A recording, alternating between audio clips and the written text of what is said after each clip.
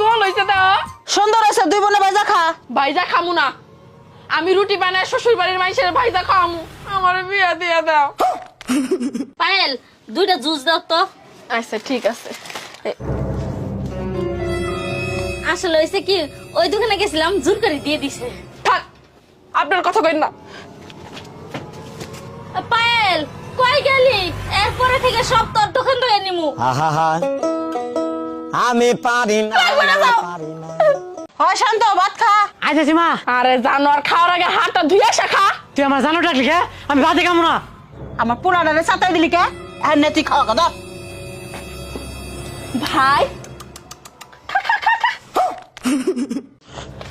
ওই পায়েল তোকে বাথরুমটা কোনে ওই তো ওই পাশে চাচি শোনো যাচ্ছ ভালো কথা কিন্তু ওয়াশরুমে গিয়ে কিন্তু উচ্চস্বরে গান গাইতে হবে কে গান গাম কে কারণ আমাদের বাড়ির সবাই ওয়াশরুমে গেলে গান গায় বুঝলাম না আহা ওয়াশরুমে গিয়ে যদি তুমি গান না গাও কেউ তো ঢুকে পড়তে পারে ওয়াশরুমে ভিতরে যে আমি সিট কেনে লাগাই দেবো ওই ছিটকিটাই তো নেই ওয়াশরুমে ভেঙে গেছে